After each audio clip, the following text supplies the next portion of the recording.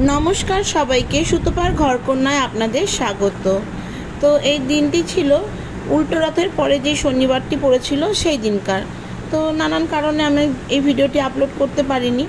তো সকাল সকালে একটুখানি মুড়ি খাওয়ার তরকারি করে নিলাম, নিয়ে আমি স্নান টান করে বাচ্চাদেরকে স্নান টান করিয়ে একদম রেডি হয়ে গেলাম, কেননা আজকে আমাদের একটা পিকনিক হওয়ার কথা। তো এইদিকে পিঙ্কি দেখুন, পিঙ্কির ঘরে বসে সবজি কাটছে, আর এদিকে পিঙ্কির বোনপো কৃষ্ণ ও এসেছে, ও আমাদেরকে অনেক হেল্প করছিল, ও আমাদের আলু ঠালুগুলো সব ধুয়ে দিচ্ছিল। আর এদিকে আবার দিদির কাছে গেলাম, দিদি দেখছি পায়েস বসানোর প্রস্তুতি করছে, দিদি পায়েসটা বসাচ্ছে। তো প্রতি বছর দিদি পায়েসটা করে।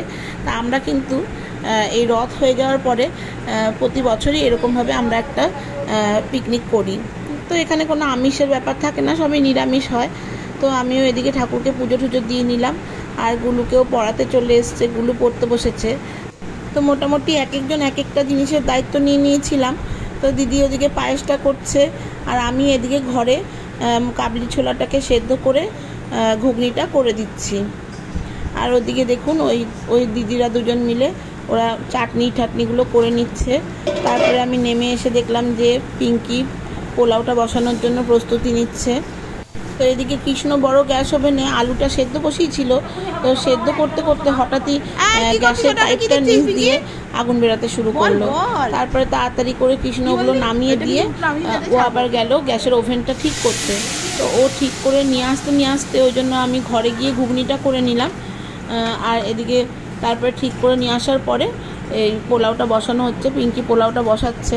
তো আমাকে বললো তুই মুড়িটা খেয়ে নে, তারপরে তুই আলুর দমটা করবি। তো তারপরে আমিও মুড়ি টুড়ি খেয়ে নিলাম, দিয়ে এদিকে আলুগুলোকে ভাজতে শুরু করেছিলাম। তা করতে করতে আবার দেখুন টোকনদাও চলে এসছে। টোকনদা হচ্ছে পিঙ্কির দাদা। তো ও চলে এসছে। সবাই মিলেই কিন্তু আমরা খুব কাজ করেছিলাম সেদিন, একার পক্ষে কোনো কিছুই সম্ভব ছিল না, কারণ কি আমরা অনেকগুলো লোকই পিকনিক করছিলাম, প্রায় 40টার মতন লোক। তো গুলু প্রতি বছর রথ টানে, আর ওর রথে যা পয়সা ওঠে তারপরে আমরা সবাই মিলে কিছু কিছু করে দিয়ে আমরা এরকমভাবে আনন্দ করি। তো বছরে না হলেও 2 বছরে একবারও পুরী কিন্তু আমাদের যাওয়া হয়। তো সেই পোশাক কিন্তু আমার ঘরে সবসময় মজুদ থাকে। তো আমরা এই কারণেই এই পিকনিকটা নিরামিষভাবে করি। তো রথ টানার পরে আমাদের একটু মনে হয় যে জগন্নাথ দেবের প্রসাদ আমরা পেলাম না, তো সেই কারণেই নিরামিষ এরকমভাবে সব জিনিসটা রান্না করে তার উপরে মহাপ্রসাদটা ছিটিয়ে দিই। আর আমরা সকলেই কিন্তু এটাকে প্রসাদ হিসাবেই গ্রহণ করি। তো আমাদের একটু আনন্দও হয় আর প্রসাদও পাওয়া হয়।